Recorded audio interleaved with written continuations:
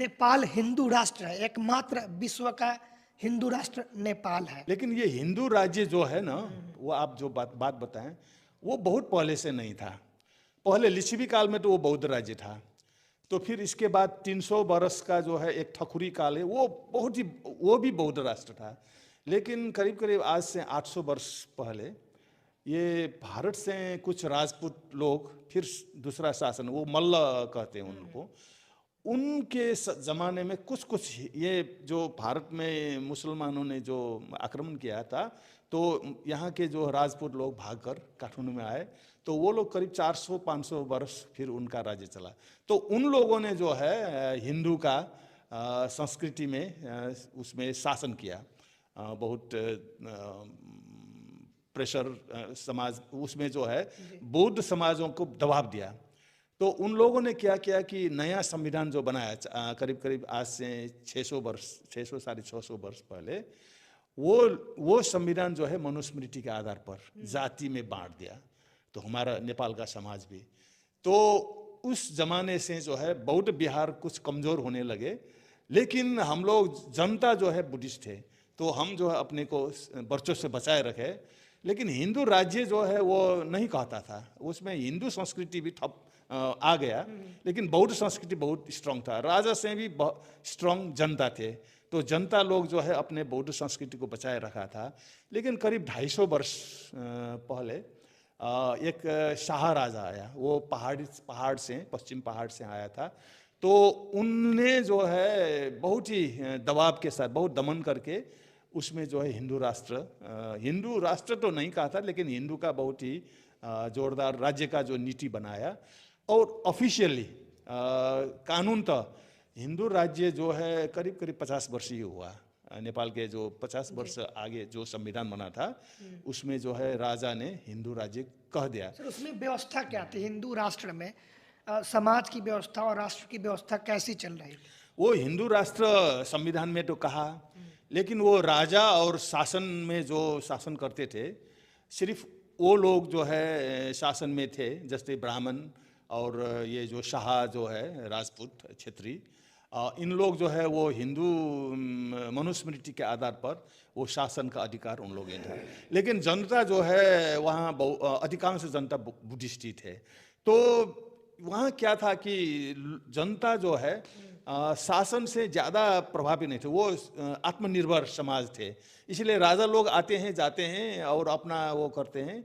लेकिन क्या हुआ कि ये जो शाह राजा हुआ 250 वर्ष पहले, तो करीब करीब 150 वर्ष पहले वहाँ कुछ ये फिर ये हिंदू मनुस्मृति के आधार पर जो शासन चला है, तो उसने जो है, जो मैंने कहा ना, काठमांडू में 500 बुद्ध विहार थे, वो बुद्ध विहार जो है ये लिच्छवी काल में जो व्यवस्थापन हुआ, संस्कृति विकास हुआ, उसमें जमीन था। तो जमीन से जो अनाज आते थे उससे बिहार संचालन होता था। तो ये जो 150 वर्ष पहले वो राणा शासन कहते हैं, उन लोगों ने वो जमीन भी छीन लिया, बिहारों का जमीन छीन लेने के बाद। लेकिन क्या हुआ कि अब 150 वर्ष पहले का जो था वो नेपाल में उसमें वो हिंदू करीब करीब वो शासन चला। लेकिन हम लोगों ने जो करीब 30 वर्ष पहले हमने क्रांति शुरू कर दिया, जनता ने। तो 30 वर्ष पहले जो है बहुदल, ये लोकतांत्रिक व्यवस्था शुरू हुआ, लेकिन राजा भी थे, इतना स्ट्रांग तो नहीं थे। अच्छा सर, ये जो हिंदू राष्ट्र कहा जा रहा है, इसमें जो शासन व्यवस्था में लोग थे सिर्फ वहीं पर हिंदू थे, और हिंदू कहने का मतलब कुछ, हिंदू कहने का मतलब जो है कुछ ब्राह्मण और ये क्षेत्रीय जो है, वो क्षेत्रीय नहीं था, उसको क्षेत्रीय बनाया ब्राह्मणों ने। वो करीब करीब नेपाल में 16-17% जनसंख्या है, वो उन लोग समझते थे कि उसके हाथ में शासन है। लेकिन अब जो है नेपाल में राजनीतिक परिवर्तन हुआ, 15-17 वर्ष आगे वहाँ एक लड़ाई, जनयुद्ध हुआ था जनता और शासन के बीच। उसमें सशस्त्र युद्ध हुआ, हिंसा, करीब करीब 17,000 लोग मारे गए दोनों तरफ से।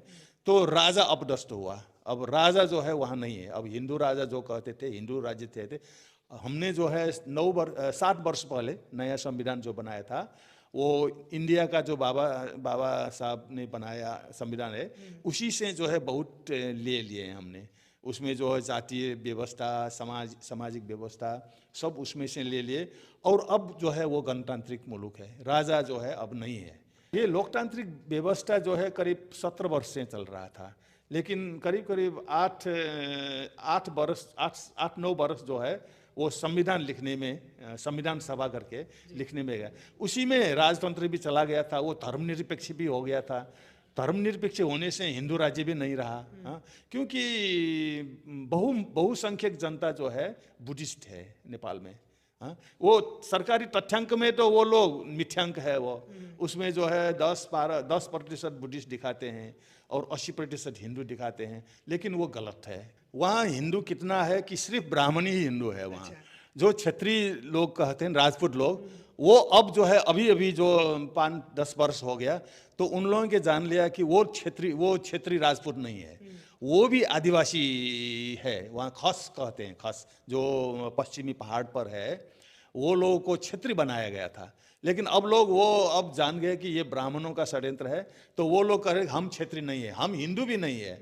वो लोग जो है उसका इतिहास में वो बौद्ध थे, वो जो है उनका ये खस साम्राज्य जो था वो बौद्ध साम्राज्य था, क्योंकि अभी भी वहाँ पुरातात्विक अवशेष सब बौद्ध हैं उन लोगों के। नेपाल में जो ब्राह्मण जो है भारत से आए हुए हैं, वो 500 वर्ष से आगे नहीं था। नेपाल में ब्राह्मण नहीं थे, सिर्फ करीब 500 वर्ष हो गया, तो नेपाल में ब्राह्मण नहीं थे। अभी भी काठमांडू में जो वहाँ का मौलिक समाज है वहाँ ब्राह्मण नहीं है।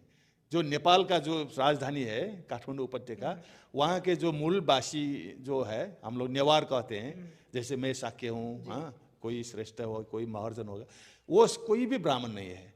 वो जितना ब्राह्मण काठमांडू में है वो 800 वर्ष पहले 5 परिवार आए थे, उसी का जो है संतान बाकी रहा है। भारत में हिंदू राष्ट्र की संकल्पना की जा रही है, कहा जा रहा है हिंदू राष्ट्र बनाना है नेपाल की तरह, लेकिन अब नेपाल में हिंदू राष्ट्र नहीं रहा, हट गया, लोकतंत्र है। और भारत में लोकतांत्रिक व्यवस्था के बाद हिंदू राष्ट्र बनाने की बात की जा रही है, इसको कैसे देखते हैं?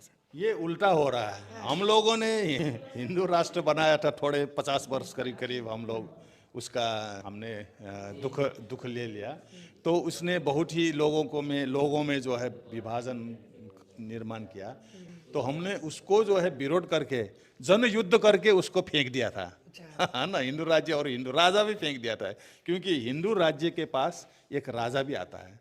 तो हिंदू राज्य सिर्फ हिंदू राज्य नहीं होता, राजा होना चाहिए। हिंदू राज्य की व्यवस्था में राजा का स्थान होता है। तो आप भारत में फिर नया राजा क्रिएट करेंगे क्या? भारत जो है हिंदू राष्ट्र बनेगा तो फिर यह हिंदू राजा बिना हिंदू राष्ट्र नहीं होता है। आपको जो हिंदू का शास्त्र पढ़ेंगे, जाति व्यवस्था के बिना भी हिंदू नहीं, जाति व्यवस्था के बिना भी हिंदू। तो हम लोगों ने वो जो हिंदू राज्य कहते थे उसको फेंक दिया। इसको फेंकने के लिए राजा को भी फेंकना पड़ा, और जाति व्यवस्था को भी हम लोग जो है फेंक रहे हैं। हम लोग जो कोशिश कर रहे हैं, हम लोग जो है ब्राह्मण वर्सेस, हम भी वहाँ मूलवासी का जो है एक संघर्ष हम शुरू कर रहे हैं, क्योंकि समाज में पुनर्निर्माण करना है। तो भारत जो है उल्टी दिशा में जा रहा है, क्योंकि उससे मुक्ति होने के लिए हम लोगों ने वहाँ जो है एक युद्ध करना पड़ा। हाँ, 17,000 लोग भी मर गए। अब यहाँ जो है फिर हिंदू राष्ट्र ले जाने के लिए जो अभी राजनीतिक पार्टी जो है बीजेपी है ना, वो जो है कर रहा है, वो तो उल्टे दिशा में जा रहा है। तो मुझे ताजुब लग रहा है कि अगर भारत हिंदू राष्ट्र चला गया तो यहाँ शांति नहीं होगा, यहाँ अशांति होगा और हिंसा होगा, क्योंकि इसमें जो है कुछ लोग दूसरे लोगों को दमन करते हैं, शोषण उत्पीड़न देते हैं। तो आज के ज़माने में कोई भी शोषित उत्पीड़ित होकर सहकर नहीं बैठ सकते, क्योंकि आज का जो विश्व जो है लोकतांत्रिक उसमें है, सब समानता का वो करना चाहिए। तो भारत को क्या मिलेगा हिंदू राष्ट्र जानने से, मेरा प्रश्न भी है। क्योंकि हम लोगों ने नेपाल देश जो है हिंदू राज्य होने से बहुत ही विकास नहीं कर पाया, बहुत नीचे चला गया। नेपाल इतना गरीब हो गया, लोग बहुत ही उसमें उत्पीड़न में रहा, तो उससे मुक्ति के लिए जो है हमने उसको फेंकना पड़ा। तो भारत अभी इतना अच्छा काम कर रहा है ना इसमें, लोकतंत्र जो बाबा साहब का संविधान की तरह से समानता, शिक्षा, हाँ, रोज बहुत ही उन्नति कर रहा है। हम तो उसी को कॉपी करके हम नेपाल में भी ना लोकतांत्रिक, गणतांत्रिक और धर्मनिरपेक्ष राज्य बनाए।